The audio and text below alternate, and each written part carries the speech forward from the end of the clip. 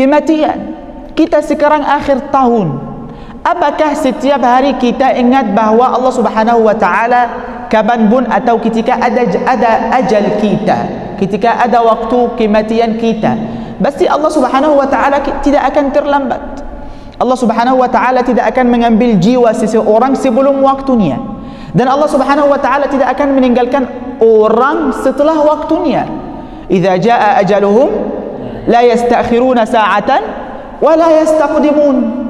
Jika ada ajal, jika waktu kematian udah datang, udah hadir, orang-orang yang akan mati itu tidak akan terlambat dan tidak akan syibat-syibat.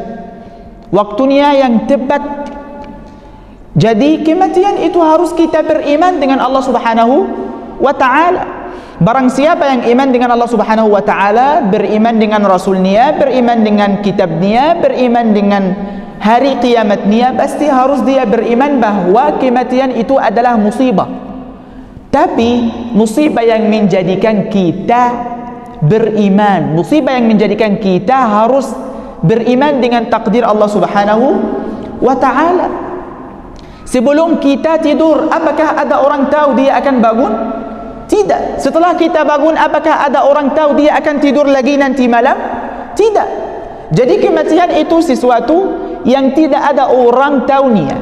Ada tiga sesuatu tidak ada orang tahunya. Kematian, takdir Allah Subhanahu wa ta'ala, dan rezeki. Itu tiga sesuatu yang tidak ada orang di dunia itu tahunya, walaupun malaikat, kecuali Allah Subhanahu wa ta'ala. Malakul maut, malaikat yang khusus kematian itu, dia tidak tahu waktu kita kapan kecuali waktunya. Allah Subhanahu wa ta'ala panggilnya, wahai malakul maut, ayo sekarang waktu fulan, ayo sekarang waktu fulan. Tapi sebelumnya tidak tahu. Jadi tidak ada yang tahu takdir kita, rezeki kita, dan ajal kita, kematian kita, kecuali Allah Subhanahu wa ta'ala. Selalu ada pertanyaan, kenapa kita takut dengan kematian? Ada banyak orang yang bertanya itu. Kenapa kita selalu takut dengan kematian? Kalau kita sekarang, saya sudah bertanya, siapa yang sekarang bersiap-siap untuk mati? Semua kita tidak akan jawab. Kenapa? Karena kita belum bersiap bertemu dengan Allah Subhanahu wa ta'ala. Kalau kita sudah bertemu dengan Allah Subhanahu wa ta'ala, terus beliau bertanya tentang apa yang kita semuanya melakukannya, kita akan jawab apa? Kalau kita akan bohong, pasti Allah Subhanahu wa ta'ala akan panggil malaikat, ayo ambillah ke neraka. Kalau kita akan jujur dengan Allah Subhanahu wa ta'ala, pasti kita tidak berani berkata, iya saya sudah maksiat ya Allah. Tapi kita wajib harus malu kepada Allah Subhanahu wa ta'ala.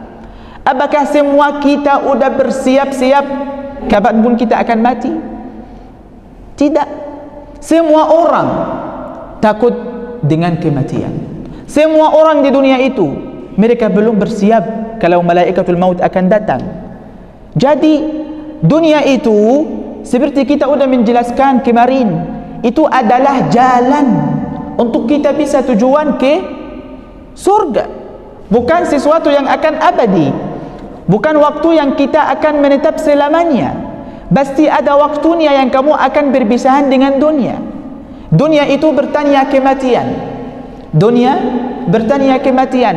Kenapa manusia benci kamu tapi sangat suka saya? Dunia bertanya kematian. Wahai kematian, kenapa manusia sangat suka kamu, sangat suka saya, tidak suka kamu? Kematian jawab, karena kamu adalah sesuatu yang bohong, tapi saya adalah sesuatu yang hak, sesuatu yang benar-benar. Dunia itu adalah jalan untuk kita bisa tujuan ke Allah Subhanahu wa ta'ala. Jadi kerja kamu, uang kamu, anakmu, istri kamu, dunia kamu, semua yang kamu memilikinya di dunia itu tidak ada manfaatnya ketika kamu masuk kuburan. Allah Subhanahu wa ta'ala setelah orang yang terakhir akan keluar dari tempat kubur, Allah Subhanahu wa ta'ala akan panggil kita, wahai hambaku, zahabu wa tarakuk, mereka telah pergi dan meninggalkan kamu. Wa fit turabi dafanuk, dalam tanah mereka sudah masukin kamu. walam yabqa walau baqau ma'aka ma nafa'uk, kalau mereka akan menetap dan tinggal bersama kamu tidak akan manfaat. Walam yabqa ma'aka illa ana, tidak akan menetap bersama kamu kecuali saya. Wa ana al-hayyul ladzi la yamut, saya adalah maha hidup yang tidak akan mati. Jadi harus kita bersiap ketika Allah Subhanahu wa taala panggil kita. Bagaimana ketika kita udah sakaratul maut? Bagaimana ketika kita udah malakul maut mengambil jiwa kita, tarik jiwa kita? Wallahi, kalau semua seorang doktor di dunia itu akan hadir dalam kamar kita, tidak akan manfaat. Al-maut. Kenapa? Kita udah puasa bulan Ramadan kemarin. Apakah ada orang dari hadirin semua itu dia yakin dia akan puasa bulan Ramadan tahun ini? Tidak ada. Apakah ada orang yakin dia akan salat subuh besok bukan bulan Ramadan? Salat subuh besok? Tidak ada. Ada orang dia yakin ketika dia tidur dia akan bangun lagi? Tidak ada. Jadi bagaimana? Ketika ada ujian di dunia, di sekolah, di pesantren, ada interview, ada di mana-mana, kita bersiap-siap sebelumnya. Kita beli baju yang baru, kita mengucapkan kata-kata dan bersiap-siap kata-kata yang luar biasa. Benar enggak? Bagaimana? Bagaimana kita tidak membersihkan hati kita untuk kita bertemu dengan Allah Subhanahu wa taala? Bagaimana kita tidak beli baju yang luar biasa? Baju itu adalah apa? Adalah amalan kita. Apakah ada orang akan masuk kuburnya dengan bajunya yang di dunia? Tidak. Kita akan masuk kubur dengan baju yang warnanya putih. Tapi baju kita adalah amal yang salih. Kata-kata kita yang kita akan menjawab waktu kubur, Tuhanku adalah Allah, Nabiku adalah Muhammad, agamaku adalah Islam. Kita sudah tahu jawabannya, tapi semua orang tidak bisa jawabnya. Karena apa? Karena kita akan jawab, kunci jawaban kita adalah amalan kita di dunia. Barang siapa yang banyak maksiat, dia tidak bisa jawab. Dia akan berkata 3 kali, walaupun dia sudah mendengar jawabannya waktu di dunia.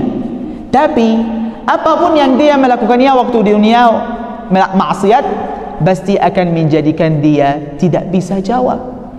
Jadi harus kita beli baju untuk bisa bertemu dengan Allah Subhanahu wa taala.